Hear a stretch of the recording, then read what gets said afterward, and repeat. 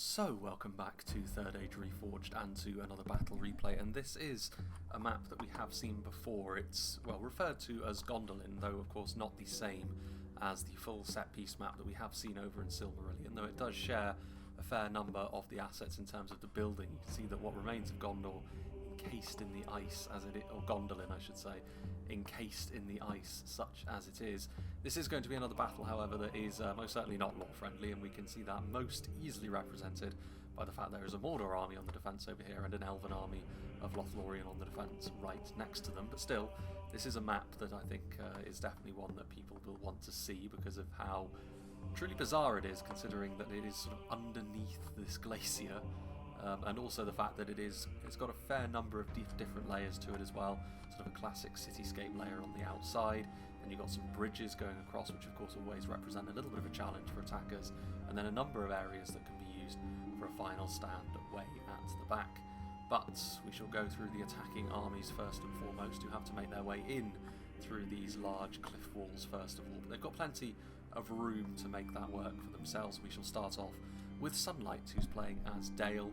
Kind of an underrated army, I think, for an attacking force actually, because they can really push people around at long range. The Bardian marksmen are one of the better archers in the game for doing that, because very defensively adept, and also the fact that among heavy archers they're one of the better forces in melee as well. So late game they're also going to be able to offer you a little bit more in melee. There's no armour upgrade on them here, they don't necessarily need them to be effective. And then you also have another unit of bowmen in the Dalian bowmen. They're not quite as tanky as the Bardian marksmen, not quite as good in melee, but they are a little bit closer and more in line with what you would expect from the other Western Kingdoms of Men, from their sort of medium to heavy archers. So this is kind of what most people have as a default, but the fact that Dale have two archer units of this type means that they can double dip in terms of their long range. And actually the Bardian marksman, one of the units, does have the armour upgrade here, so some of them are going to be just that little bit tankier.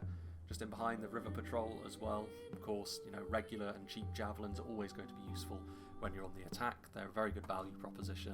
And obviously those javelins, if you can lay down a good amount of armor-piercing damage onto the enemy, then generally speaking you're going to have a good time of it. And when it comes to armor-piercing damage, certainly at long range, the Blackshot Dragon Slayers are going to be one of the best forces that the game has to offer. The handheld Wind Lances, and also a decent force in melee as well, as you would expect. Again, Dale can double dip in terms of bodyguard archers as well, so it really does lay bare what their faction is all about. Another bodyguard option in pure melee terms, however, are the Dalian Paladins, a very strong unit of pure armour-piercing infantry with those great maces and their thick plate armour as well. They're going to be marching alongside the upgraded Dalian Spearmen, so they represent obviously a good defensive force of infantry, good for standing and fighting for long periods of time in melee. Then you also have the Phalanx as well, the Barding Herd, Dale all about really solidifying their presence both at long range and in melee, and the heavy halberdiers help them do that up close. Several units of them in fact, and then a couple of units of the Dalian Spearmen as well. Interesting to see 2 units of the Athala Rangers. I think that is going into the red limit on them, but then mounted Rangers are very, very devastating with their unique projectiles. Again, if you can utilise them well, they can be really, really strong, but using them on a battlefield like this where the defenders are going to see you coming is going to be a little bit more tricky perhaps. And then over here we have the full-sized Wind Lances, which is a unique ballistae, kind of similar to what you would expect from someone like Isengard, for example. It is a little bit different, but very, very accurate, very, very devastating when it comes to hitting units that they have a clear shot at. So we shall see if they're able to make the most of that. Another force of men, which are clad in blue, slightly lighter blue this time. Hertumihai playing as Dol Amroth, the Dol Amroth men-at-arms here, without the armour upgrade, but they don't necessarily need it. The Dol Amroth men-at-arms have got a good shield value, so that means from the front they're still going to be pretty resilient. Obviously they lack that extra bit of survivability up close without the armour upgrades, but then they're more of a functional unit anyway. The Dol Amroth Spearmen do have the first level of armour upgrade, so they are going to be just that little bit more resilient. But Dol Amroth are interesting in the sense that they have slightly more than your average unit of spears, but slightly less in comparison to the most comparable factions like Arthedain and Gondor. Slightly less in terms of swordsmen, but slightly more in terms of spears. Still leaves less spears overall, mind you. And then you also have the Dol Amroth Halberdiers, very similar actually to the Barding Herd of Dale, maybe a little bit less survivable because of the lack of a shield, but the armour upgrade brings them a little bit more into line when it comes to pure melee. Belfalas Marines, we mentioned how javelins can be so useful when talking about the river patrol.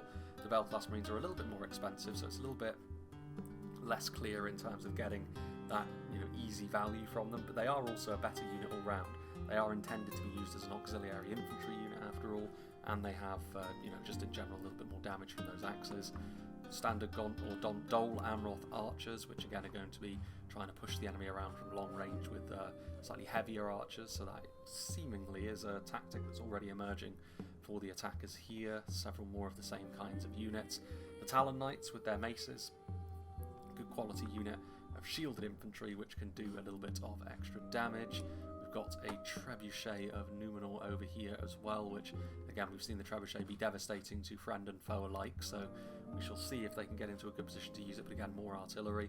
The Haven Guard here as well, very strong unit of heavy swordsmen of course, and then also some knights, obviously the Athala Rangers for some ranged presence on horseback, but the Arathirim far more of course that shock cavalry presence, and they've always been one of the best unit of lance knights that the game has to offer, so I'm sure the fellow attackers will be pleased to see them.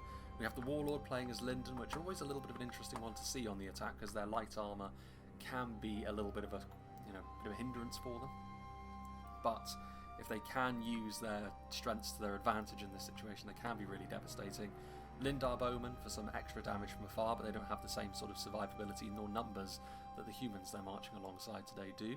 But the Mithlon Marines are a little bit more similar to, effectively a High Elven equivalent to the Belfast Marines, which means less numbers, also less armour, but they're going to be more damaging both from afar and especially up close. I think that's going to be the main difference, or point of difference here between the two units. Lindar Mariners as well are a spear and javelin infantry unit in comparison to the sword and javelin that the Mithlon Marines have. Also the Mithlon Pikemen, again, a very good anchor as long as they're not getting shot up by arrow fire again. Lindon's light armour in particular can be a real problem when we're talking about a unit such as this. More Lindar Mariners. We've got the Noldorin Guard as well. Obviously the Noldorin class of unit is where that is not the case for Lindon, and all of a sudden they have very, very good armour at the very highest end of their faction. Obviously very expensive, but also very, very strong, one of the best units of its type in the game. Harlingen infantry as well, more numerous in terms of the amount of them you can bring. Only slightly more in terms of an individual unit though, but obviously far cheaper as well, and they again have that lighter armour. But when it comes to a basic unit of elves in close melee, very, very effective because of that high melee defence that Lindon do have. Another unit of the Noldorin Guard. Then we've got all of the heavy swordsmen at the back. Again, the lack of a shield means that they are going to be especially vulnerable, the Mithlon Swordmasters, but they're going to be committed a little bit later based on where they're positioned. And then the Noldorin Blade Masters being the bodyguard tier version of that. I did see as well the high tier cavalry that Lindon can bring to the table. We've got the Horse Lords of Ulmo, again, very, very devastating off the charge, swift around the battlefield, very strong against other cav in melee as well, so some really expensive but very, very powerful units of cavalry for the attackers here. And then finally another force of men marching alongside the elves of Lindon here, so I guess it's kind of like an elven civil war to reclaim Gondor. It's the closest thing we have to a theme here, with Lindon marching alongside three kingdoms of men, Cardolan the final one of them. Dingdaking is bringing the gatekeepers. Obviously Cardolan is a point of difference, will bring crossbows to the table, always a nice thing to have in your locker. Warns of Tir Gorthad as well, really strong as a morale boosting unit in the middle of your army, and just being a very fine unit of pikemen as well. Tharbad Warhammers obviously made to deal damage a little bit more quickly. The gap here, which is probably Dunedain Rangers, could be Thieves of Tharbad as well. Then we've got the standard Cardolan Sharpshooters to add numbers of crossbows. Fully upgraded Tharbad Tollkeepers, which in terms of a tar pit unit, especially from afar because those big shields of theirs, with the armour upgrade as well, can be very, very effective at absorbing punishment. Cardolan Men-at-Arms, obviously with their swords, are going to be a bit better in melee. And then the Greenway Footmen to add more pikes to proceedings. Again, not the most damaging melee force outside of the Tharbad Warhammers, but the crossbows will be. And there's also mounted crossbows as well. So another cavalry unit, maybe less in terms of an investment than the likes of Dole, Amroth and Lindon today, but still another potential banana skin for the defenders to deal with. Speaking of, we have Hidden, who sent me this battle replay, so big thank you to him. He's playing as Lothlorien. So as the defenders, they're going to have to make their money go a little bit further, which is not ideal for the elves, but Lorien Bladesmen still very, very powerful in that regard.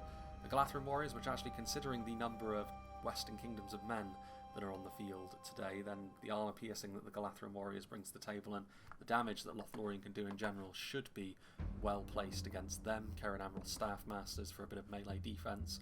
Sindar Blade Masters with the armour upgrade as well. Those heavy elven swordsmen Already seen Lindon's equivalent of them, always going to be strong. Galadhrim Axemen, of course, Lothlorien's point of difference. Throwing axes are very much a central pillar of their faction now. Galadhrim Axemen, really strong up close and very devastating from close to mid-range as well, with those throwing projectiles. Mordorian Spearmen and Bladesmen, so going for some more numbers here, which is a good thing, because you do need to make sure that all your bases are covered. Going full quality in this situation when you have less money is not necessarily the best idea, especially when you consider that Lindon and Cardolan should go quite well together, because they cover all their bases, so you need to make sure that you can do the same, whether you have some support from your allies or not. Galadhrim Axemen, and then up here they've also got Galadhrim Riders, so interesting to see what sort of freedom they will get on the field today. Lothlorien Archers, and then the ranged core is up here as well. Galadhrim Nobles, Kindred of Celeborn, and some standard Galadhrim Archers. Lothlorien, of course, very devastating at long range with their archers as well. Now then, Mordor, we have Winged Swordsman 44 playing as them. Got the Nazgul here at the middle of their army, the Orc fodder as well. Troll drummers to keep all of these foul creatures in line. And then Temple Guard as well. Another unit of armor-piercing archers with their steel bows, so the equivalent of the black shots that we've already seen on the other side of the field from Dale. Uruk halberds are in here as well. Again, not the biggest army in the world. Then again, they do have Morgul Chosen. They've got Melkor's Abominations over there, which are always going to be fairly expensive. That does surprise me, though. There's probably a few hidden units. I mean, the Olakai are pretty expensive in and of themselves as well. They've got some Uruk archers as well, but long range, I'm still fancying the attackers' chances as long as the defenders expose themselves a little bit. We'll have to wait and see. Moving on, we have White Dolphin, who's playing as Rhun. Golden Raiders, again, another unit of mounted crossbows, similar to what we've seen from Cardolan with their mercenaries.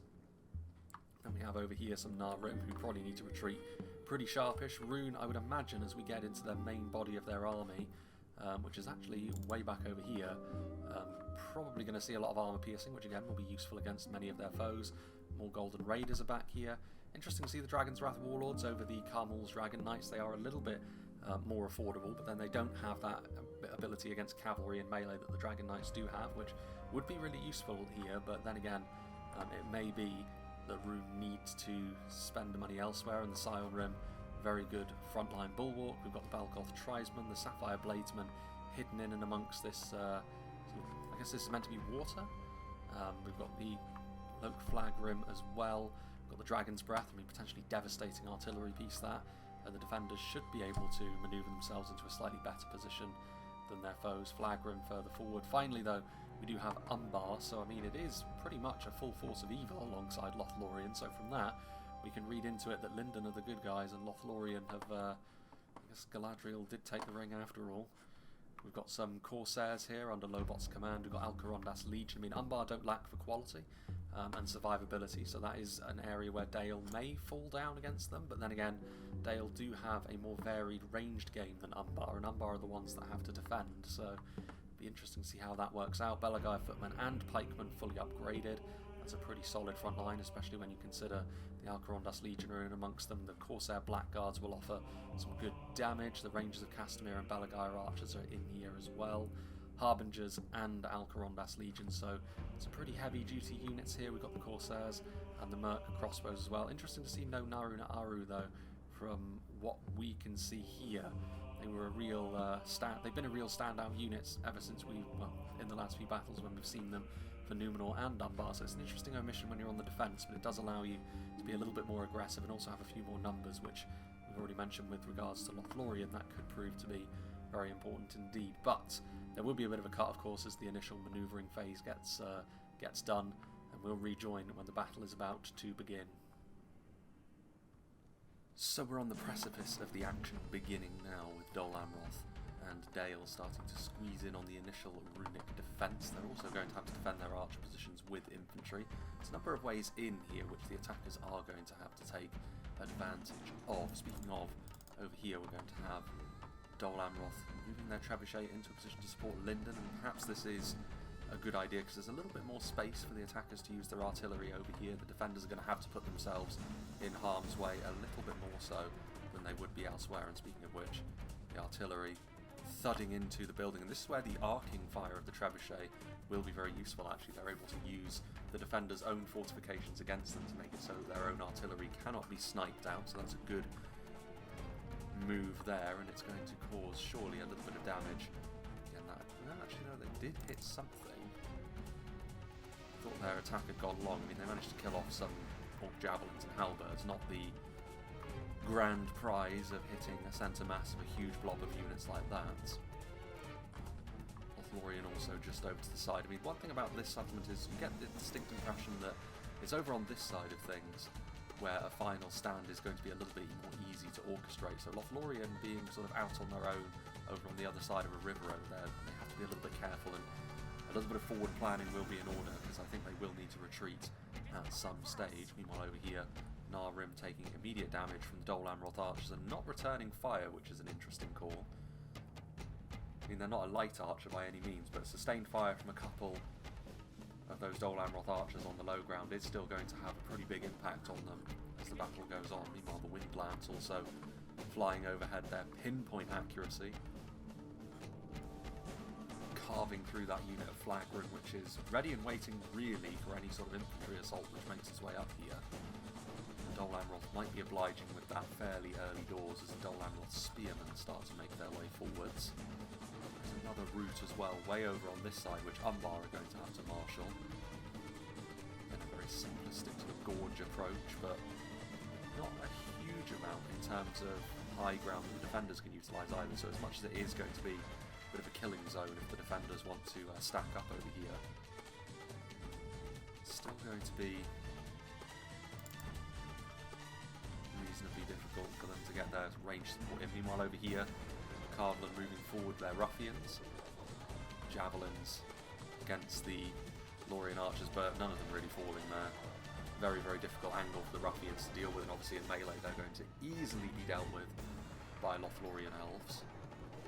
Only this one unit as well, there's not really any support. There is a unit roaming around over here, but it's mercenary crossbowman, another potential way to get some crossfire off potentially, but you really do need some melee support if you're going to do something like this, because otherwise you're going to end up losing a unit very, very quickly, and the Galathrim riders coming in to really help them out with that.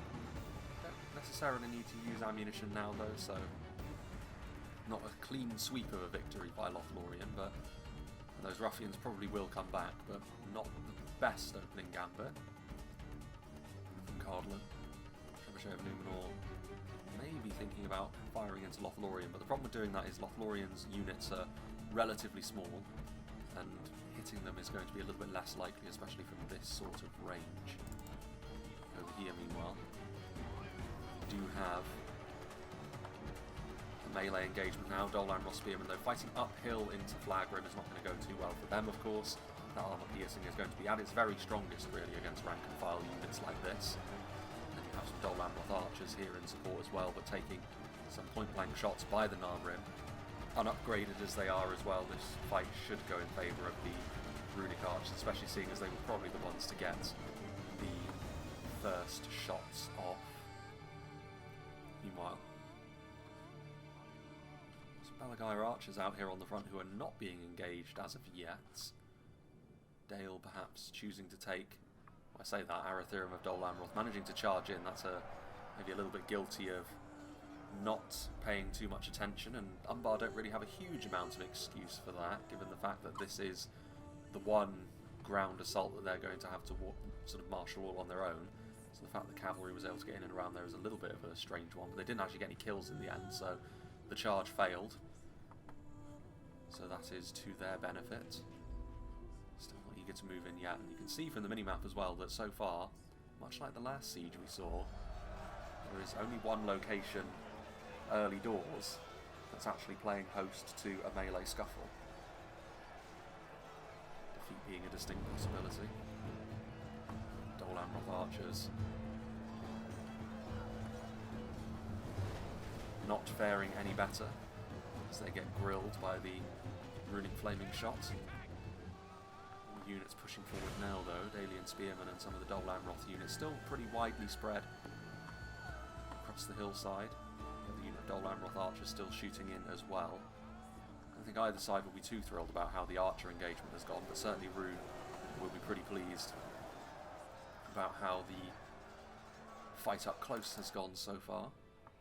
Lindon not too eager to charge on into Mordor's jaws early on. Mentioned how Lindon can be a little bit of a tricky faction to play when they're on the attack in a siege.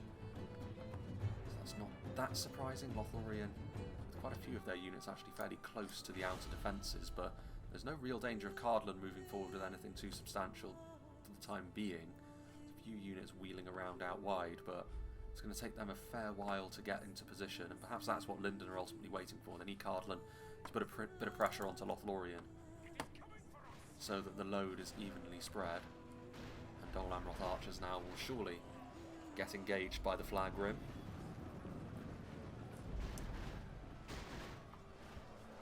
It's going to be all over for them. Starting to move forward with something a little bit more substantial now though, Dol Amroth. Belfalas Marines with more infantry. This time including a unit of swordsmen. Will be a little bit better prepared for dealing with an engagement such as this. You can see what the idea behind the Belfalas Marines going forward is though. They're going to ward off the Dragon's Wrath warlords and potentially as well do some skirmishing damage, soften the flag rim up so that the Dol Amroth infantry don't suffer too much at the hands of the armour piercing of those maces and axes. Here meanwhile, Dalian spearmen and Dalian bowmen, albeit the Dalian bowmen immediately being completely exposed by the Dalian spearmen, but a game of cat and mouse between the two infantry units. Umbar not going to chase them too far. I mean, from the front, the upgraded Balagai footmen are going to be able to withstand quite a lot of punishment, you would suggest, but it's also, as the defenders, you can never really afford to just take free damage like that, so I can understand why they're chasing them down. Some Corsairs as well, albeit they won't fare too well against more professional soldiers, such as the Dalians that they're now engaged with. Might need a little bit of extra support. I mean, it's definitely numbers though. It means that Dale won't be able to flood forwards completely unopposed. May need some extra support here, because Dale do have a bit of an opportunity actually to see some map control here if they choose to take it. The Dalian spearmen are in a little bit of danger of getting surrounded, but then again, the bowman, so it's definitely an engagement where we'll just have to wait and see who ends up getting the better of that. The Arathirim could recharge the Balagai footmen and cause pretty serious damage. Athala Rangers as well, I mean that's a strange call. I mean, with two units of foot archers and the unit of mounted rangers, the Balagai footmen will fall away very, very quickly, armour upgrades or no, but it's a lot of ammunition to be using on what is ultimately a very basic unit for Umbar. The Alcarondas Legion now moving in though. The Arathirim could be the ones to finish off the footmen. Will the Lancers come down? They do this time. In fact, some of them do also follow through onto the Alcarondas Legion as well. Without the Balagai footmen, there's no anti-cavalry on the front line. So this could be a little bit problem moving forwards. Meanwhile, I'm going to chase downhill, because if they do, they'll be fully in view of the Belfalas Marines. Well, over here, once again, the ruffians will move forwards. I think having returned from routing, they were trying to do exactly the same thing and met with exactly the same fate. This time they won't be coming back, but at least some of them will live to see another day. Mercenary crossbows trying to get a few shots off, presumably on the Galatharan riders actually, but able to avoid any significant damage. This wing of the Cardolan army is in a position where they can start to make their way into the settlement, and they would be unopposed in terms of claiming some ground over here, but they still need to go through this area, which means they would also still have to put up with the attentions of elven archers all the while. Quite a lot of ground for Lothlorien to cover though. If Cardolan, maybe with a bit of Lindon support, which it does look as though the Warlord is going to give at some point, that could be where the tables turn over here. But Cardolan do need to, I mean, some of their units are still miles away. Going to need to rectify that. Meanwhile, Narbrim still firing away. Going after the halberds by the looks of things. Again, another good choice of target, unshielded as they are, and a problem in melee as well. Rhun cannot rely, after all, on having pikes to outrange them in melee. They have to go halberd to halberd. break their monopoly on armor-piercing damage as well in this engagement. And the unit of spears, I mean, they're definitely ready for another assault here, Cardolan Amroth. The question is, how goes things over here? Dale's still reasonably comfortable, especially when it's only Corsairs in melee. Rondas Legion retreating back round the corner. Mercenary crossbows in close proximity as well. So again, this engagement has cooled off a little bit. You know, Umbar aren't taking it too seriously when it's only a singular unit of Corsairs that they've got manning the front line. Valor Rangers close by also. They don't want to get too close to Balagai Archers, surely there would be an obvious choice of target. But then again, they may have used up all their ammunition, because you'd hope that was the case if they are indeed just charging in while under arrow fire. Rangers do the kind of damage that you can't afford to sleep on. Back again, and then thinking better of it again. Very bizarre. They don't really need to commit anything else into this fight, but Dale are perfectly comfortable with their spears taking on this singular unit of Corsairs. Arrows being sent down range. Most of them will miss though. Certainly not the easiest shots to make. It's interesting as well because, like we mentioned, over here it's probably more likely that the final stand will happen on this side of the dividing cliff in the middle of the settlement. And yet Dol Amroth and Dale have been significantly more aggressive than Lindon and Cardolan have on the other side. That could change. Flag Rim happy enough on the front line. Armor piercing will be nice against the sword and board units that Dol Amroth have committed forwards. They'll be less comfortable against the halberds, of course, but that's where the archer support comes in. And Rhun will be reasonably happy with how this has gone so far. Last Marines, however, able to get a nice little shot into the side of the Easterling infantry here. That could prove to be a continuing problem.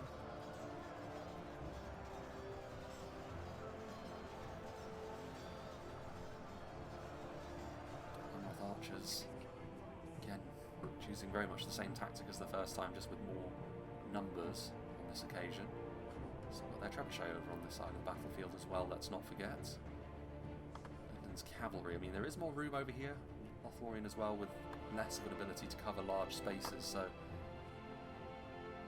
attacking cavalry may very well be a little bit more handy over here. Meanwhile, Lothlorien archers appear to have run out of ammunition. Either that or they're being forced onto the defensive by Cardolan sharpshooters. Get some frontal hits into the Lothlorien spearmen if they want to soften things up a little bit. Still so many of those units far too far away from the action. Lindon. Again, I don't really blame Lindon for not moving in at the moment. I think the situation is such that Cardolan should send their whole army forwards, a little bit of Lindon support, force Lothlorien onto the back foot, then you can start attacking against Mordor while you've got some support going around that way. That would be the play, but that really relies on Cardolan starting to get a bit of a shift on. It doesn't look as though the urgency has yet struck them. Rim still firing into the backs of these units. So far, Dol Amroth attacking up this hill has been costly for them. They have managed to do some damage of their own in response, but it's certainly not been all plain sailing for them. Arrow still arcing in.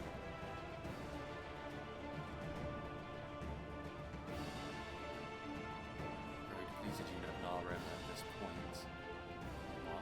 Windlance getting a little bit closer to proceedings. Clear shot, that could be a pretty devastating thing to unleash. Meanwhile, another unit of Corsairs now in place to block Dale's advance, but Dale not too keen on advancing forward anyway at the moment. Golden Raiders taking the occasional pot shot with their crossbows. The Dalian Bowmen being the response. A point blank hit from the trebuchet there, again not devastating, but these are the sort of hits that will light a bit of a fire under Dale and make them commit to something, either moving more of their units back and continuing to take the slow approach, or moving some more of their units further forward, at least to engage with the Corsairs.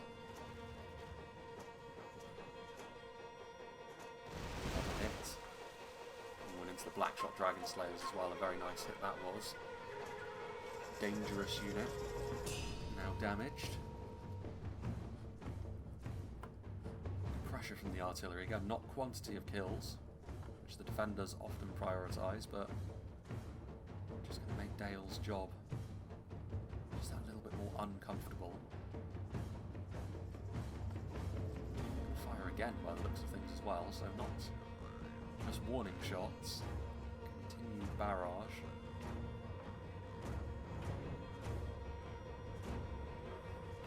These ones, however, going long. Going out to the Barley Herd in the distance. Plans, what are they firing at? Presumably the Scion Rip. They can actually hit the trebuchet artillery pieces, and they are doing a good job at carving down the Belagaya pikemen as well.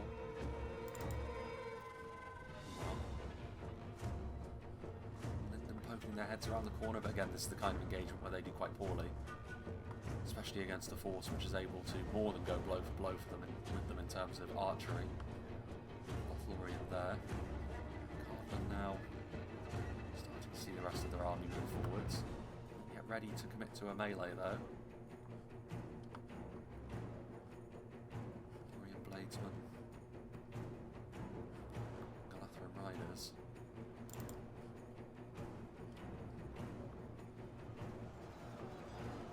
Deathless Marines being committed forward, presumably out of ammunition, but they work well as a sort of second wave as long as there is an attack that's ongoing, but it looks as though they've been sort of left to their own devices on this front line, and that isn't going to end too well for them, you would suggest. Rhun will definitely be pretty pleased with how the engagement has developed. Still getting the occasional kill, that depleted unit of Narwhal. The Olag High's arrival is the sort of thing which, I mean, there's not much Dol Amroth can do in this sort of situation. It's going to be incumbent on their allies to try and make something happen elsewhere, because if they continue to send units into the meat grinder like this, it's not going to end too well for them. They need to keep the engagement going, of course, but they need to hope that their allies can make something happen on the other side so that reinforcements such as this are not arriving at their doorstep. Again, perhaps a direct consequence of Lindon not attacking into Mordor, as Mordor feel that they can do this, they can support their allies a little bit more readily and turn the screw on one of the attacking forces. Meanwhile, Umbar continuing to use their artillery freely, really. Again, more damage done to some of the regular Dalian troops. These are the sort of numbers that you need to be seeing a trebuchet dish out. I mean, it's better than nothing. We've seen many instances of artillery being very, very poor in the past with very, very low kill counts because they simply waited too long to use them. So there is that school of thought as well. Dalian Bone sending arrows downrange. Huge amount of weak targets to go after here, though. Maybe Flaming Shot would be the call. Wind Lance still trying to manoeuvre. Obviously, always going to be harder for the attackers in a situation like this. Javelins now being utilised. Belfast Marines once again getting some good side hits. So again, this hasn't been an engagement that has gone totally against Dol Amroth, but up until this point at least there has been a fairly costly affair. But if they can get more of that done, what they really need, of course, is to push forward and sort of get up onto even ground, get up onto this little plateau over here. But it's going to be hard because Rhun, as soon as they see that that's about to happen, they'll put forward some Sile Room and some extra infantry to block that advance. But at the very least, Dol Amroth can ask the question.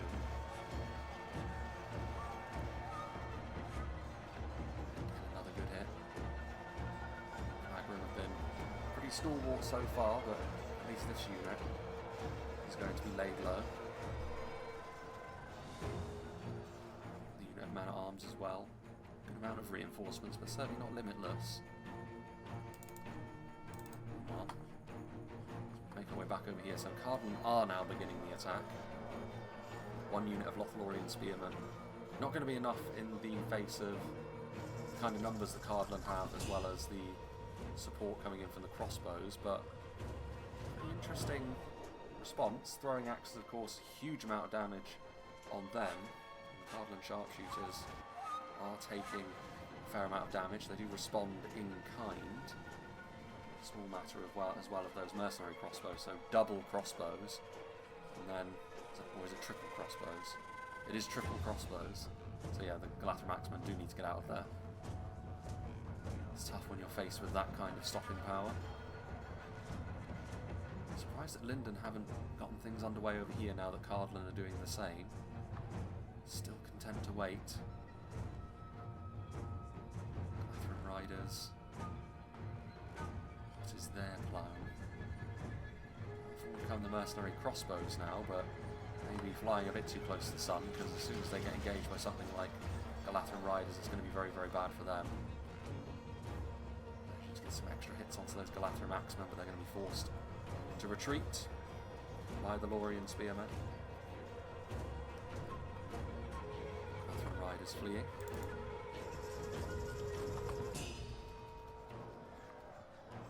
And the flag rim. Only 28 of them remain, but a fresh unit has been moved forwards, trying to take cover behind the line so that they're not taking quite the same obvious hits that the previous unit of Eastlings that were here did. A lot of ammunition though, those Narim, but no rest for the weary. Blades in hand, they will be committed to the front line, and some extra bodies are needed.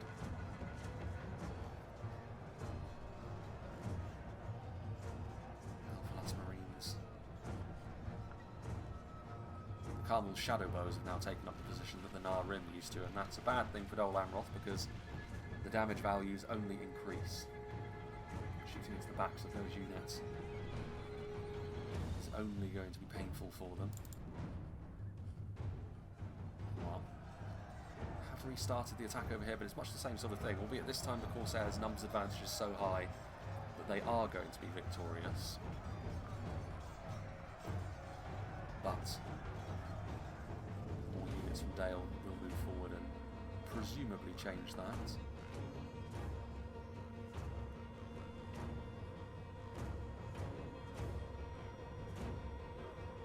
Belagaya Pikeman.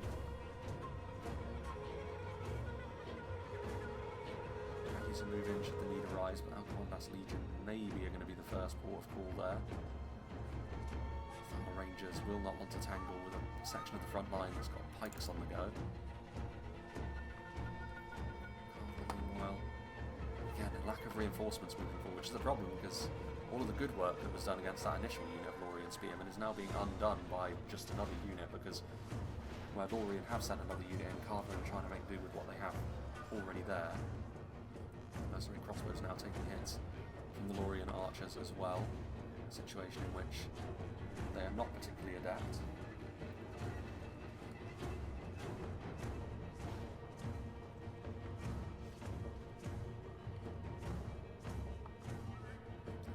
Archers as well, but again, Lindon at this point was willing to give Lindon the benefit of the doubt when it came to not doing a great deal in terms of movement when Cardolan were dragging their heels, but now they are the ones dragging their heels.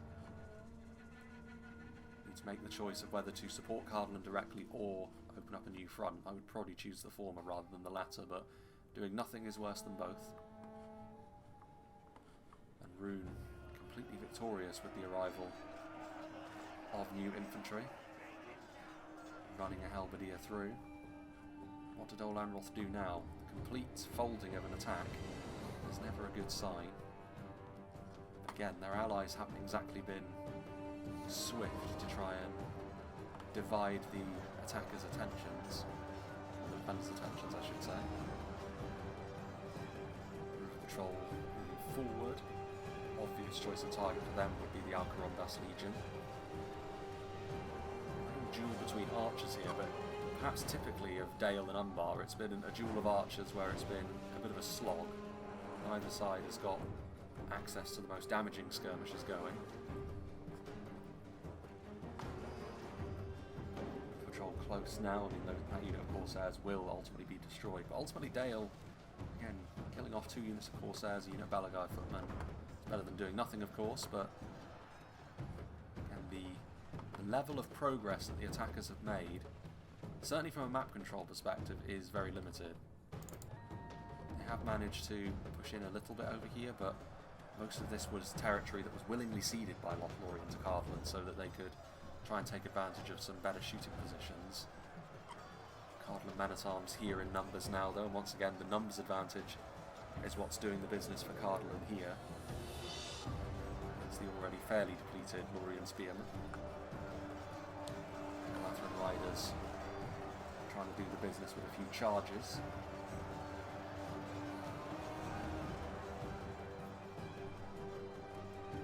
Obviously as horse archers they're never going to be the most devastating unit at such things. Thieves of Tharbad revealing themselves, and they were skulking around at the start. Could be potentially really useful units actually against the elves, as long as they can get involved in melee without too many archers getting their claws into them. Still, the vast majority of Mordor and Lindon's armies haven't really done a whole lot so far. Dol Amroth Trebuchet, though, still looms large in that section of the map. Dol Amroth men-at-arms going to take a charge by the looks of things. No, they're going after the Belfast Marines.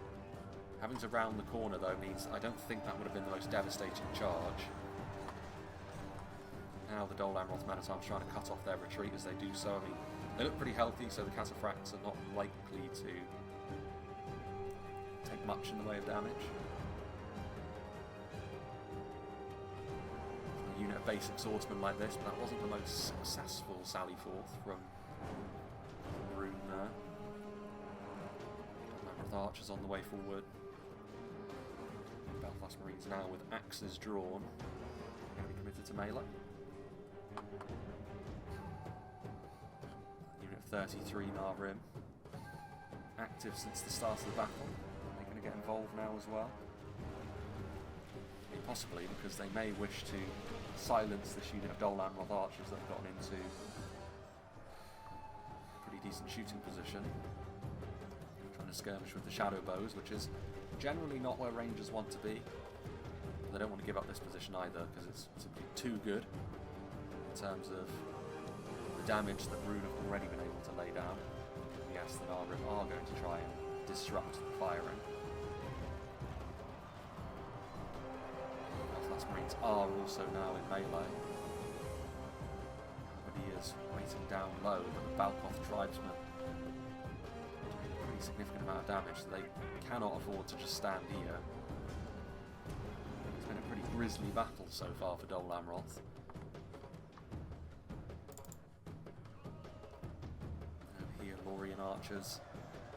Cardolan sharpshooters shaken. Obviously, the poison projectiles for the entry-level Elven archers could prove to be a problem for Cardolan, their basic units anyway, but generally speaking I think with their numbers and the armoured and mostly shielded units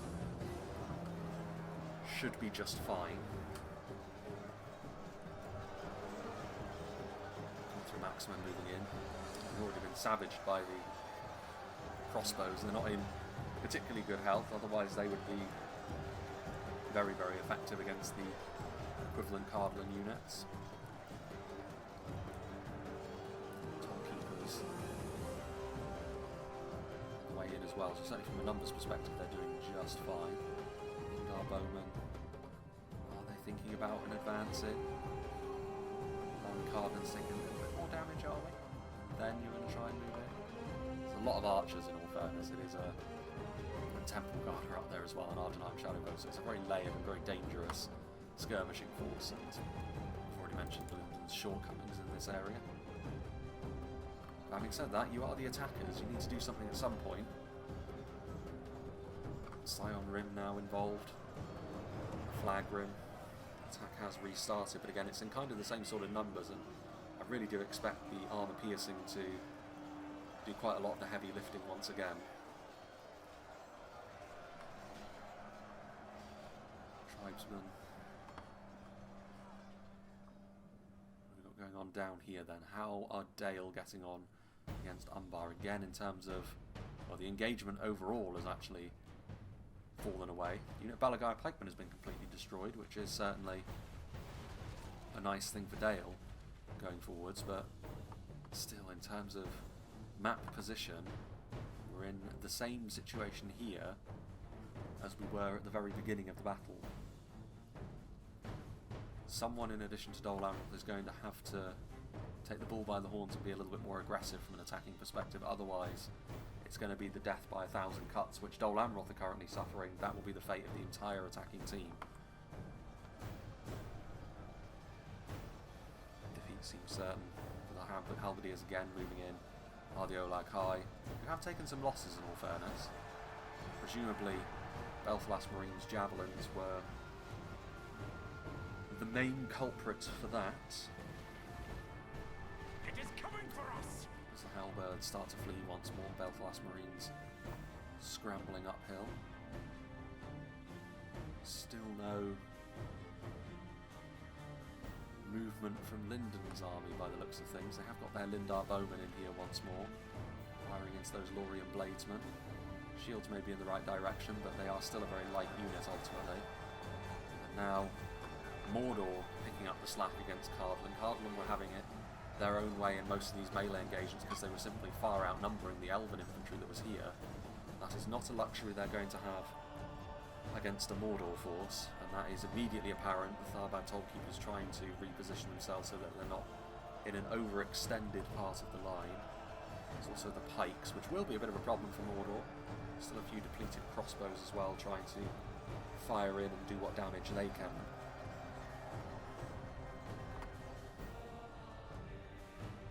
Crossbows. Another unit of Cardolan sharpshooters as well.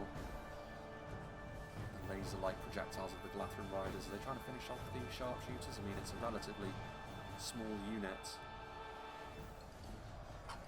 One thing's for sure though, Cardolan are going to need more on the front line, or perhaps, you do see this, the Arathirim, the ones to open things up, charge into the Lothlorien bladesmen, and following through immediately are the Lindon infantry. So they begin their active participation in the melee as well. Surely this is where, again, yeah, the Lothlorien archers are starting to fire immediately. There's also the small matter of the Silverthorns, which is going to make it very, very difficult for Lindon to get set, but at the very least, this is going to divide the attentions of the defenders. This will also be a pretty good litmus test of how strong Lothlorien's archers truly are, because they can dumpster Lindon pretty quickly. That will prove to be a pretty good seal of approval. Mordor defeat is a distinct possibility, presumably due to the supporting bolts and the pikes as well. Lothlorien riders now charging in. I mean, attack has not gone brilliantly for Lindon, it has to be said. In terms of casualties, I mean, all javelins getting involved in melee, so getting maybe a little bit too close to proceedings. And then there's the small matter of, as well, of the Temple Guard. Are they going after the Arathirim or the Lindar bowmen? Hard to say. Lindar bowmen responding in kind to Lothlorien's pressure though. They are going after the Lindar bowmen. You're not going to get much mileage out of their armor piercing damage there, but still have high enough base damage to the point where that is not going to be a problem for them, mopping that particular battle up. Victory seems certain, only a fool could lose this battle.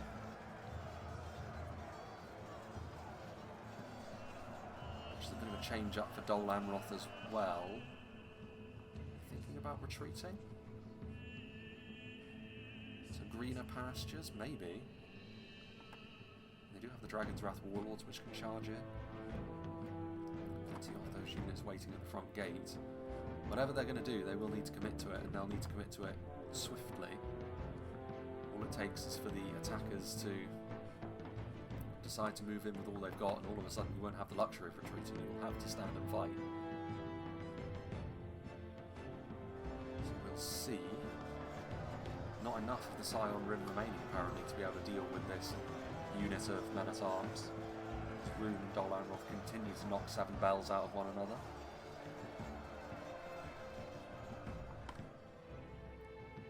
All of a sudden, it is over on this side of the field where we're going to be seeing a little bit more movement. I think Cardolan slowly winning that fight. Lindon struggling under the withering arrow storm of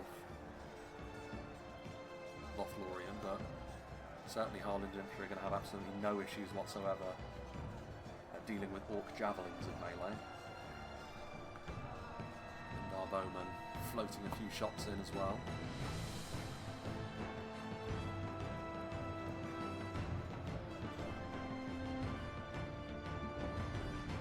Our mariners.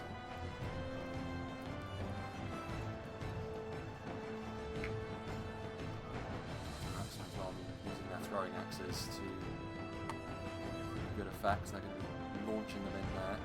Any axe that hits one of the pikes is going to be especially effective. The Tharbad Warhammers are in here now as well, so that's a very good choice of target just because of the sheer damage they're capable of. Obviously the Uruk infantry have fared very poorly against Cardolan's finest. Crossbows still firing away as well. Mordor looking like for a counter-attack.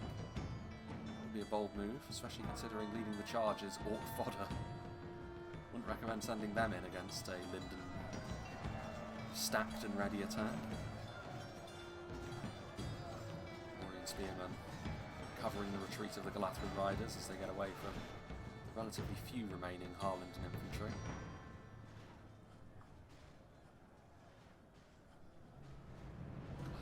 As well. Elven archers continuing to go after the Tharbad Warhammers, who are retreating because of the damage, but they are going to be replaced by more infantry at the very least, so they can keep the pressure up on this front line. Indeed, I mean, victory is almost upon them. If they can push forward here, Cardolan, now is not the time to be moving backwards. Now is the time to be moving forwards, so that you can relieve a bit of the pressure on your ally in Lindon. Start asking more questions of this Lothlorien defence, the more limited numbers they have. Lothlorien Marines, did they use their javelins? They're trying to retreat, presumably not. Lothlorien spearmen, who have been pretty good in this battle actually, the rank and file of the elves of the Golden Wood. And now, Lindon threatening to move forward over here, also Harlingen infantry. Units, Lindon Mariners as well. Certainly more damage has been done by the Trebuchet at some point. Looks like Morgul Chosen being killed en masse. But the Uruk archers will make it so that Lindon can't afford to just sit there. That light armour of theirs. There's a couple of units as well that are taking pot shots at them. Alright. Again, the pendulum swings away from Dol Amroth as Rhun pushed back. Second unit of Scion Rim was all it took to turn the battle around once more.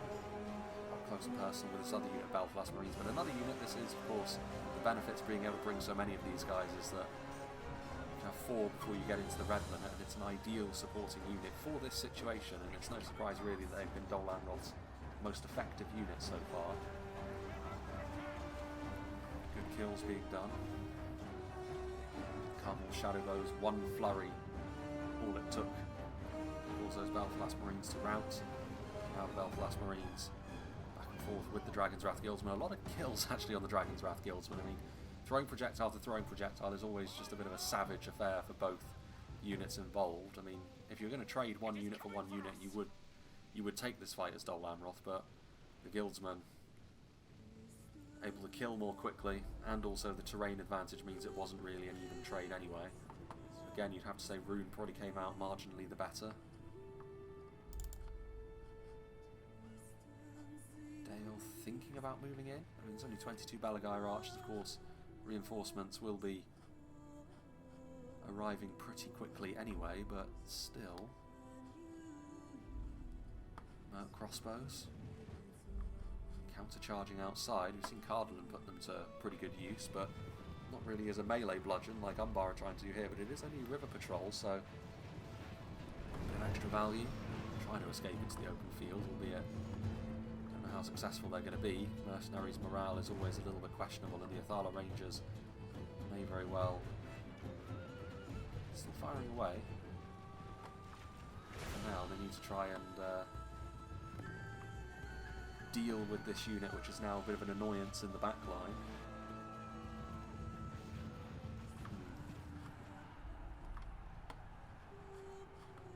I'm sure they will. 2 units of Thala Rangers being what they are.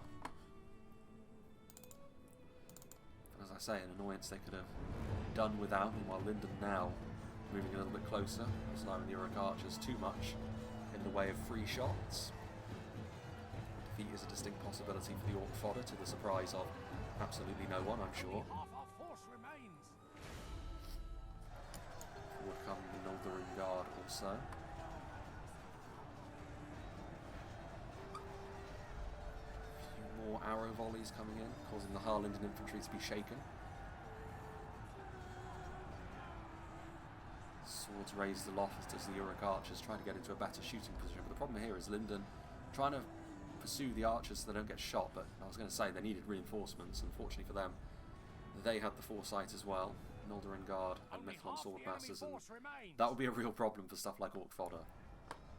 These units will absolutely rip them asunder. Over here, meanwhile, that sort of quality discrepancy is not the sort of thing that they can rely upon when they're facing off against Lothlorien. Sindar Blade Masters doing the business, but Cardolan again, maybe too cautious. There was a moment where they had the ability to surge over the enemy, but again they've been a little bit too over-conservative, left a little bit too much in reserve, I think. And as a result, what they have left over here is probably going to end up falling by the wayside, including Thieves of Tharvad once they're done mopping up this unit of Cardolan man-at-arms, who unsurprisingly have routed. Still a Dragon's Breath over there, which has yet to commence firing once more. Rather peculiar. Lothlorien Guard against Uruk infantry. Big quality discrepancy between these units of line infantry. Easy enough for Lindon there, and all of a sudden starting to get a bit of go forward here. The attackers, for the first time really across the entire battle, they have, well, Cardolan did have the opportunity like we said, but a chance to seize a bit of map control, a chance to start splitting the defences a little bit, isolating pockets of the defending armies. That, I do not know if that was a good idea. They have routed the Uruk infantry, but the Lothlorien Guard did not need that help. And it's Dol Amroth who has not exactly done Lindon a favour there, I think, in the long run. Most of those kills are on the Uruks, so fair enough. Friendly fire on Lothlorien Guard is not the sort of thing that you want to be doing too much of. Harlingen infantry are going to be able to finish off the Uruk archers as well, so Mordor's struggling under the quality that Lindon have. Now, though, Dragon's Breath does start firing again. I think it was going for the trebuchet actually, but managed to hit the Mithlond Marines instead. And this will light a fire under Lindon. They will want to get out of here as quickly as they are able.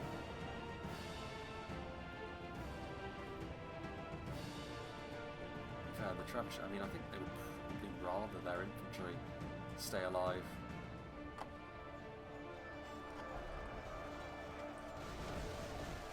They are going after, well, it skips through the trebuchet crew and also through the Lindar Mariners in behind, so it turned into a pretty good shot, that actually. 100 of Caliborn now making their way over here. Lothlorien, seeing that Mordor need a bit of extra support, those Mithlond pikemen getting ripped up by the Ardenheim shadow bows, they will not last long under that kind of attention. The enemy are badly bloodied. They have lost half their men.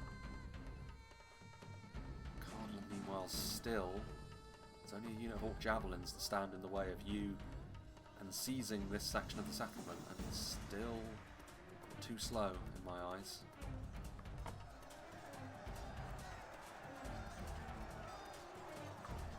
Swordmaster's doing a good job now, though. Sindar Blade Master's already slightly more wounded.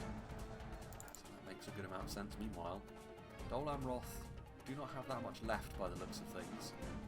In fairness, neither do Rhun. Rhun will definitely be the happier of those two. Barding Herd taking hits from the Golden Raiders. Now over here, what are Dale going to do to try and correct things for the attackers over here? Well, they are moving forward more aggressively now. Barding Herd and Bardian Marksman as the front line. Like High looking a little bit worse for wear these days, but getting in and amongst the phalanx formation is what the Trolls tend to be good at. Thala Rangers firing away into the Golden Raiders. Knights of the Line are being manned by less than adequate troops in melee, shall we say, with Balcott Tribesmen on one side, River Patrol on the other. So hardly the creme de la creme. Defending artillery. Again, they need to be careful as well, because if they were to hit their own units, they could cause a bit of a rout, and that could be the way in that Dale have been waiting for. Dragon Slayers in that little alcove. Another javelin volley. Dragon's Wrath Guildsman.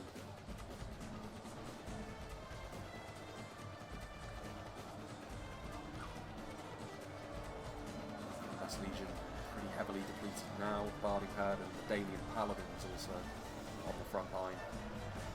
Big damage from them, so it's looking a little bit dicey for the defenders now. In conjunction with this, the attack through the middle has also commenced, and the Talon Knights will have a relatively easy time against the Belagaya footman. So as much as it's been a pretty miserable experience for Dol Amroth so far, they may yet have the last laugh here. Still a few Belfast Marines, still the Haven Guard, so all of their heavy hitters remain. The fight over there still ongoing as well, albeit now it's actually Lindon who have taken up the mantle. And the Mithlond Swordmasters defeating the Scion Rim, so the attackers starting to see a little bit more good fortune here. Shadow Bows up on the high ground. Lindar Mariners. Still the other unit of Ardenheim Shadow Bows firing away as well. It's just whether or not the attackers can sustain these kinds of losses for a longer period of time. Sindar Blade Masters.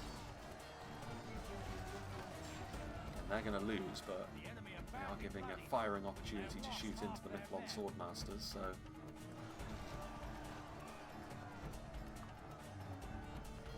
all part of the plan, perhaps. I think at this point a retreat is being enforced more so than being chosen. We need to get these Ardenheim Shadow Bows to get a bit of a move on, otherwise they may end up cut off. Good covering fire from the Dragon's Breath as well. So they did. It's hard to really tell because there's nothing of Lindon left down it. Well, they have pushed forwards a little bit more, so you can say that they have won and they are going to move across. Continuing to go after Uruk Archers as well. Mulder and Blade Masters, easy win that for them. They'll be able to head over here as well and support their allies who are presumably still making some progress. Definitely looks like it. Thala Rangers pursuing the Trebuchet of Numenor, albeit I think that pursuit is at its end with point-blank shots from the Corsairs. Our ally lies dead, slain by the enemy. We must help The Mordor General falls. But finally, after quite a long time knocking, the attackers are starting to sweep through the settlement. Scion Rim still holding on though. Some of the army is still being held up, buying a little bit of time. They're going to need that to get themselves reorganised for a bit of a final stand here, going into the final stages of this one, I think. Black Shots surging forwards as well. Very peculiar looking weapon that they have, but I guess you can't have conventional melee implements when you're trying to slay dragons. There's one Olag High left, and he's being allowed to bludgeon a few Dalian Paladins, which is not ideal. There we go. Kill them off a couple of them. One brave Barding Herd going after him now. Yeah, that ended about as well as you could expect. Dragon's Wrath Guildsman, actually. I thought he was falling then, but he managed to catch himself. They are moving forward, hounding Umbar, Talon Knights, Riders over there. Lothlorien readying themselves. I mean, it's not exactly the most inviting approach, this one, especially for Lindon. If they are to have to march their way up there. Dragon's Breath over there also. Cardolan again, I mean, the speed of marching has not exactly been blinding from Cardolan in this fight, and they're doing it again. They are very far away from where the battle is going to take place, and they're still being very slow, which will cost their team if they're not there to help support Lindon when they begin their attack. Again, it smacks of trying to save units for the end, but this may very well end up being one of those situations where you're saving them for not a great deal because the battle's already lost by the time you commit them. Seen it many times, and it seems like that is kind of how it's going. I mean, the attackers are in the ascendancy, mind you, so it might end up being that they're saved for the late game for a fight that they've already won. Especially, well, I mean, Trebuchet and Lindon doing its best to make it so that is not the case. Very nice hit there into the Barding Herd. I mean, they're right there as well. There's not really going to be any avoiding that Trebuchet fire. Good javelin volleys from the Blackguards as well, but Dalians getting into position with their archers, still with ammunition.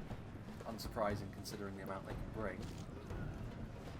Just offering that bit of extra support. Corsair Blackguards still happy to be that front line.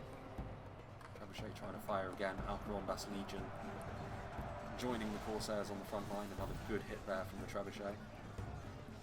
Close to centre mass of the Bardians. They move forward again. Whatever happened to that? Talon Knights thinking about moving in, but they're completely on their own over here, so I don't know if that's necessarily the play here. Cardolan moving forwards now. Rangers, Caliborn. Some real damage dealers that the defenders still have left, especially if they get their map positioning just right. Cardinal Shadowbow's still active. Been around for quite a while at this point. Still with a bit of ammunition, still with some kills to make. So crossbows doing the same as well, of course, glass cannons, but in this situation where they're not getting a great deal of counterfire into them, they were made for moments like this, really. Guardian Marksman continuing to take a few hits.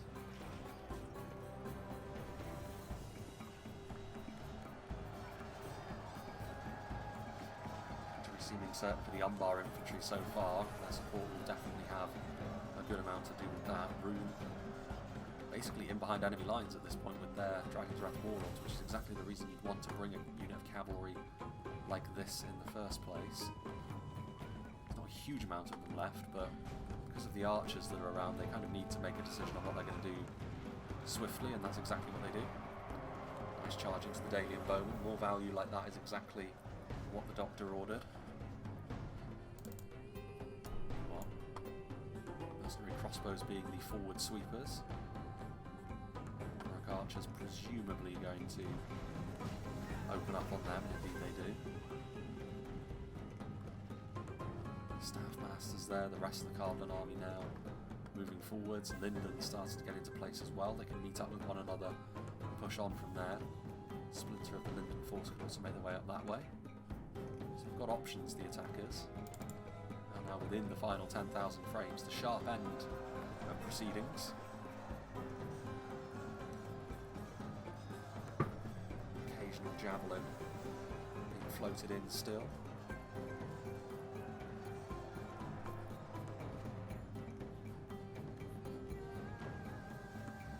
Dale still with some reinforcements. Dol Amroth still with their very best units remaining. A couple of Talon Knights and a unit of Haven Guard, albeit the Haven Guard need to get out of there pretty quickly. Of course, their crossbows targeting them down, maybe choosing the wrong angle of approach there.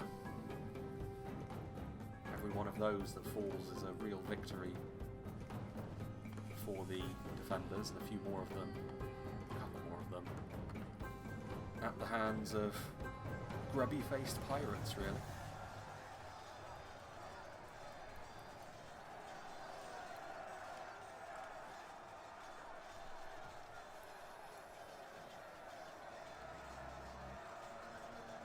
marksman.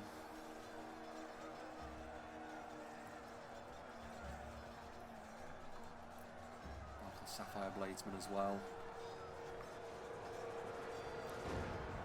Again, the support is going to be what may very well undo the attacking efforts, despite the surge that they had.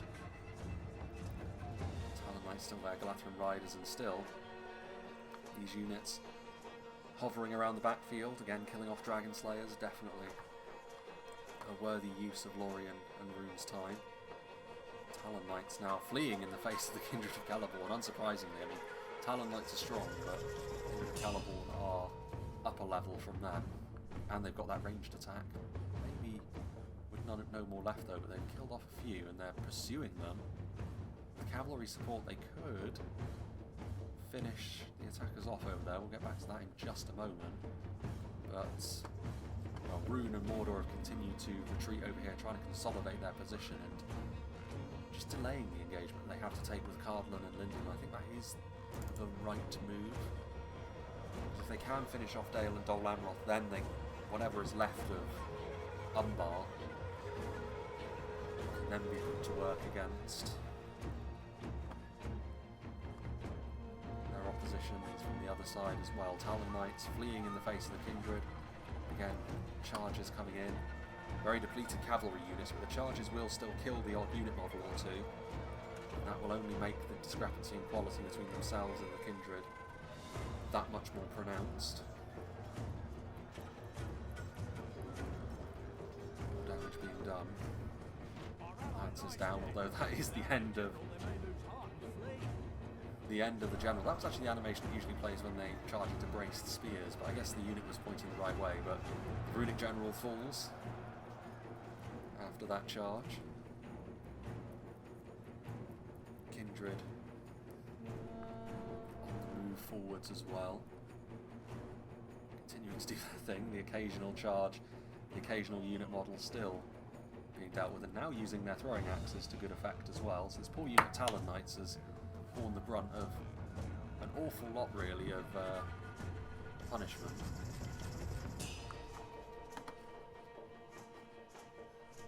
Barding Herd turning around. I mean, the addition of the Talon Knights and the Haven Guard over here has made it so that the attackers are actually winning on the front line against Umbar as well. So in the grand scheme of things, I'd probably consider this to be a victory for the attackers, in spite of the danger that the cavalry and the Kindred of Celeborn certainly still represent. Uruk archers will be hoping to simply get as many of those arrows loosed as they possibly can before they're inevitably engaged in melee and either rout or get killed to the last orc.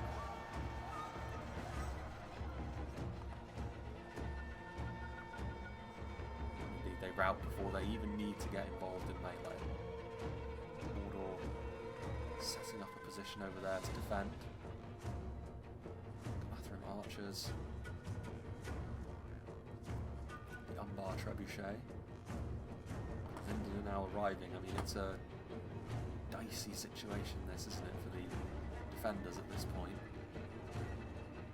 It's Breath having abandoned their artillery pieces, but they themselves are a very strong infantry unit, let's not forget, as are the Harbingers of Castamere, so quality still exists among the ranks of the defenders, and they will need that, considering what Dol Amroth are bringing to the table.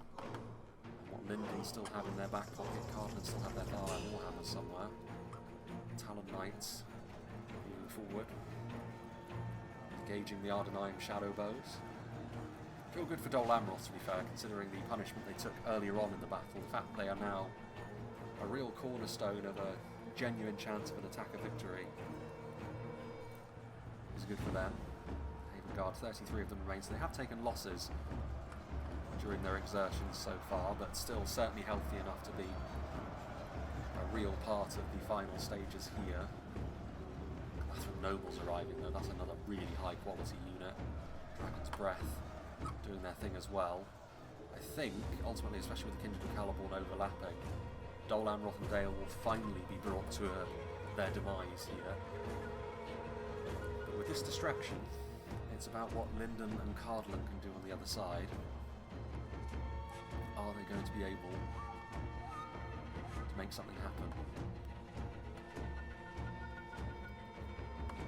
whatever they want to make happen, they need to do it fairly quickly, because what they don't want to happen is for Dale and Dol Amroth to be killed off super fast, and then the entire army focusing on them in a narrow choke point, because that's exactly how the defenders will want it to go. The one remaining Runic rider with his lance out. Catherine Nobles doing their thing. Guardian Marksman routing as well. The Guardian Marksman will flee. The higher end units of Dol Amroth made of sterner stuff, but the Barding Herd moving into position as well, but it's certainly not going to be enough to reverse goings on over here. The Ardenheim shadow bows also, their blades drawn.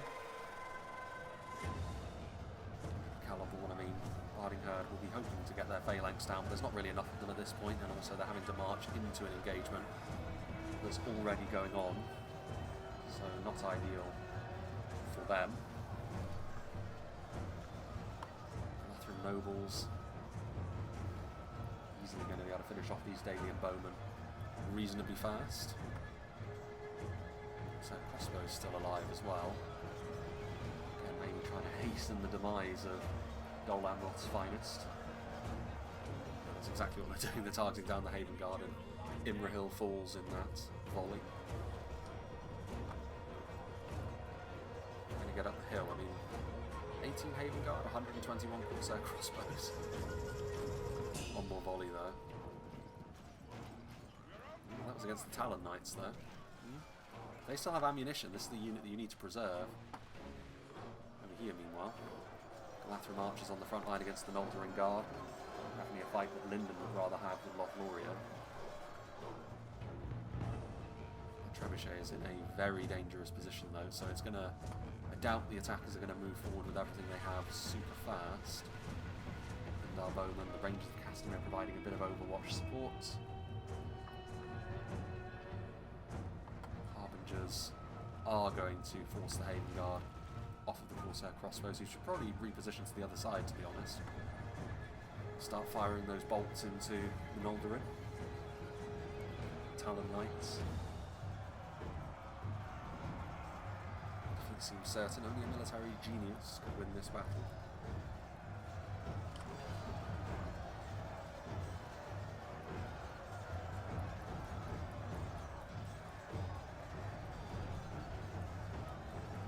Just still, Melkor's abominations also doing their thing. So they are going to finish off the Talon Knights, and then it will become, for the final stint of this battle, a one-front affair.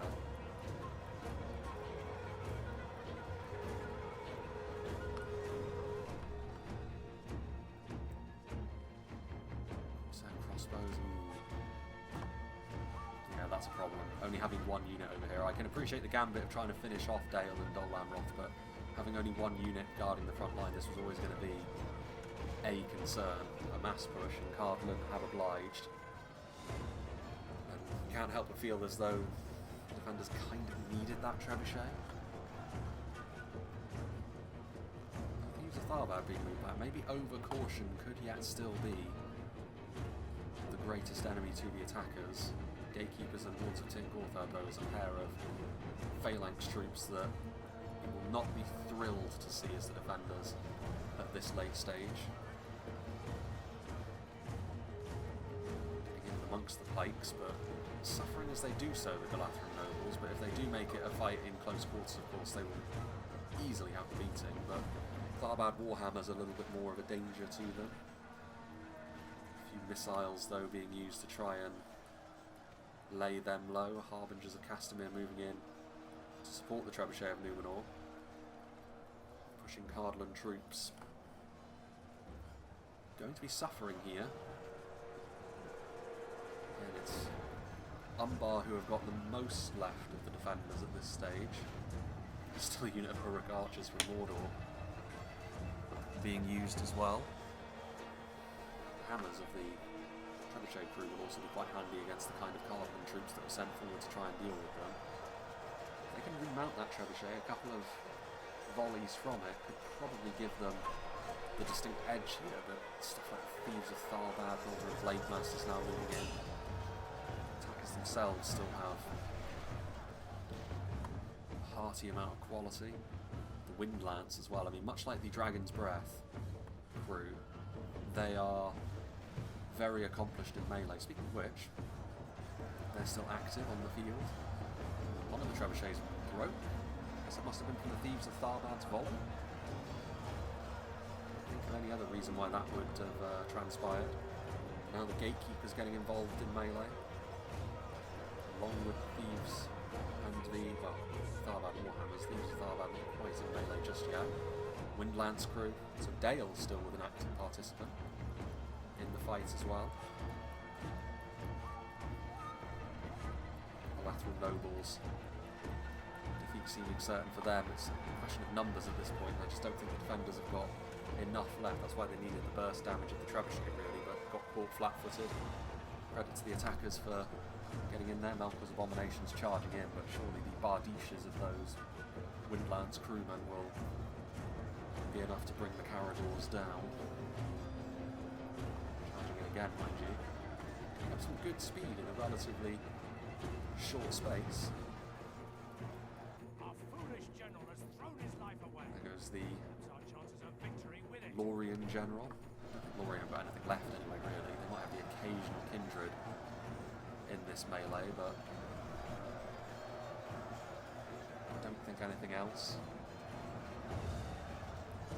Yeah, as we look to the percentages, 6% in favour of the attackers at this point. That's going to be too much to claw back. So despite some early suffering and maybe being a little bit slow on occasions, the attackers have really made this work for them in the end. I think that section where they did start to break through, where Lindon moved forward and Dale and Dol Amroth were finally able to make some inroads, that was the key moment in the battle, I think. The momentum clearly shifted from one side to the other then, which is a fairly classic way that siege battles, especially of this type, tend to go. Defenders tend to start off well, but maintaining that is often difficult, and so it has proved to be. That presumably is the Umbar general, considering the Harbingers were in here. I can't see our Pharazon from Wish anywhere in here anymore.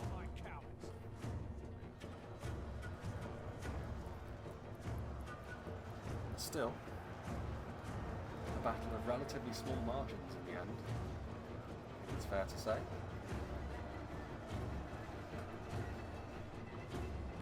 Rangers of Castamere taking a few hits, the Windlance crew putting an end to that. Who will be the last defenders left standing? Still over 1,000 frames, so is there a unit that's sort of sequestered away somewhere? There's blue arrows. Let's see where this unit actually is. Dragon's Breath crew. Certainly not going down without a fight. This is pretty much all that remains on the battlefield now. Decent clump of attackers, and then unit of Lindar Bowman just out there. So certainly not a limitless force that they have remaining.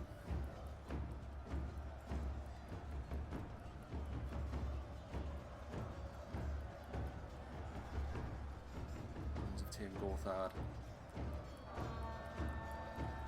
108 of them, obviously late game pikes, even if it was very finely balanced, if you have a unit like them to fall back upon, that can often prove to be the difference between late game success or failure. On this occasion they weren't needed fully. The Harbingers, who were the last ones left for Umbar, which is not too surprising. They will be the last units left overall. The Black Numenorians fighting to the bitter end.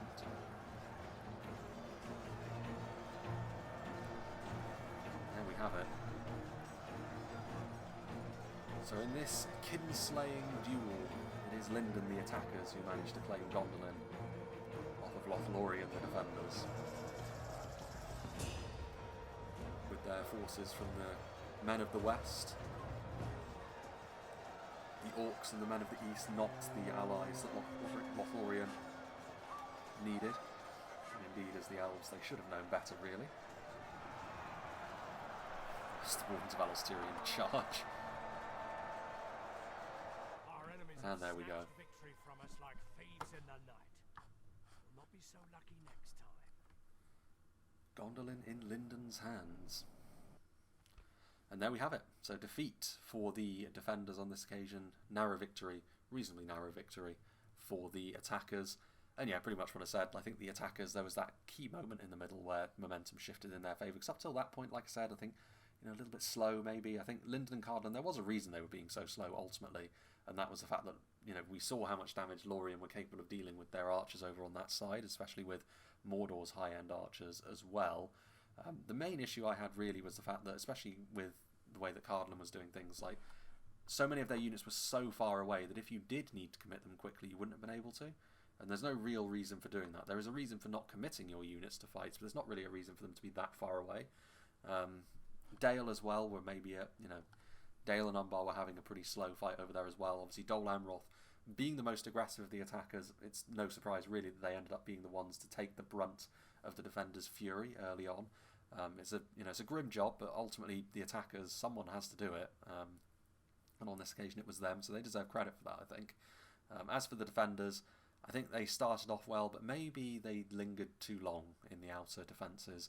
I think in particular when you look at ultimately when Cardolan and Lindon did attack, Mordor and Lothlorien were not really in a position to be able to defend that much open space, and ultimately they ended up folding pretty fast, whereas over here, I think there's a time when you need to ultimately see that you need to consolidate and retreat, and I think for Rhun and Umbar were having it good for a while. Ultimately, however, as soon as Dale started to move forwards and crush through that Umbar defence over on the side, the Wind Lance did its job. They lingered a little bit too long, and these are the margins. I mean, it was a close fight. It wasn't by any means a sweep, so it's one of those where a minor tweak, I think, would have resulted in a defender's win. As far as what did the damage for Lorien, Galathrin Riders and Nobles unsurprisingly doing quite well, as did the Kindred of Celeborn, and quite a few of those were against good quality units as well, like Talon Knights, so that's a good count for them. The regular Lorien units I thought did quite well as well, I think against the rank and file Cardolan units, even against Lindon they did reasonably well, the Lorien Bladesmen and Spearmen. Galathrin Warriors, not such a great outing for them. Galathrin Axemen were focused down by Cardolan crossbows for the most part, so maybe not the heights that they could reach either. But good kill counts obviously for the Lorien Archers and Galathrin Archers, unsurprisingly as well, being the stars of the show for the Elves of the Golden Wood. But yeah, big thank you to Hidden for sending this one in. Big thank you to all the players as well for being a part of this battle replay. As I mentioned in the last replay, I think we've got a couple of Silmarillion ones, we've got a couple of, well, quite a few actually, of the Reforged battles as well, so I am sort of churning my way through a bit of a backlog as it stands, and maybe if I do get the time I'll do the occasional midweek replay as well, just to try and get through some more of these. But yeah, we'll have to wait and see on that, because it's proving to be quite a busy time, as always it seems, for myself. But yeah, big thanks to all the players once again. Hope you enjoyed this, and I hope you'll join me for whatever is next.